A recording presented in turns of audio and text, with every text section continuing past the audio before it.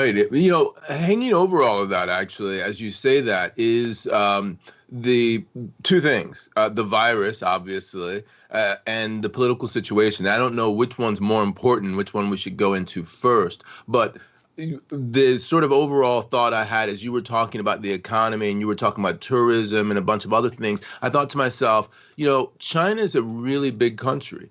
And just like the United States, really to a certain degree, they can create a moat to themselves. And we're sort of, I feel like, at a transitional point in terms of where China is, in terms of its economic model and how it's being perceived outside as a result of the virus.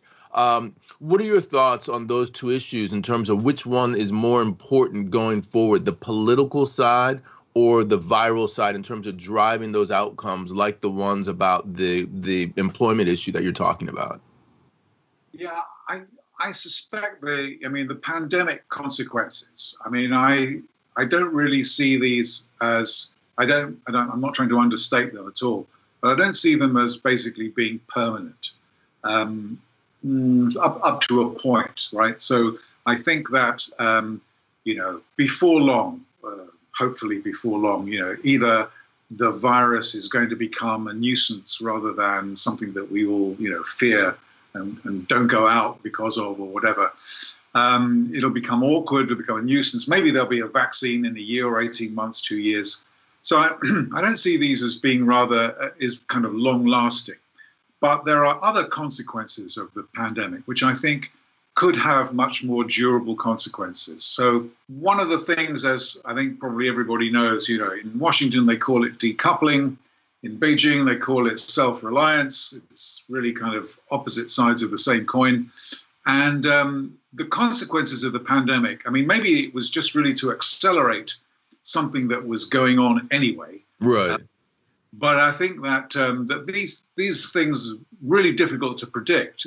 But I think whilst I don't really anticipate at this juncture that there'll be a complete seizure in terms of commercial relations between the United States and China, or the Western world and China. Pending, outright conflict. Because I think that sort of interdependence is still quite at a very, very high level. But I think that a lot of companies must be rethinking their future strategies. And I think, looking at the kind of survey evidence that we get from like the American Chamber of Commerce or the EU Chamber of Commerce in China, and what companies are basically saying, maybe not all companies, because actually if you run a business in China and you want to sell to the rising middle class over the next 25 years, then you have to be there. And I don't think those companies are going to quit or leave.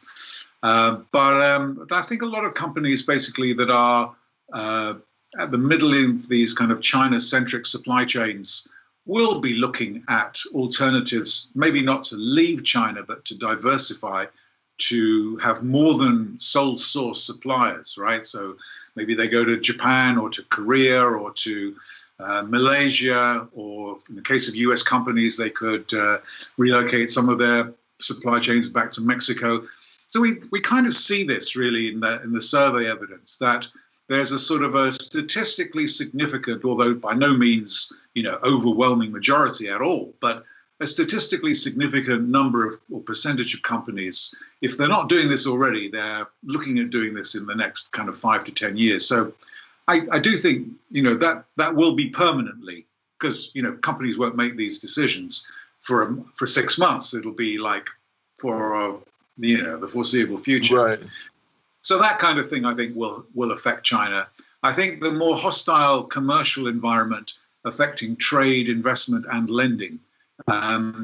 These things, I think, also very difficult to quantify, but I think they will also impinge on China, particularly if it should become, if the United States in particular, I would say, should actually want to leverage its financial clout over China, either with respect to companies that are facilitating the suppression in Xinjiang province, or because of the legislation that's going through the Congress over Hong Kong.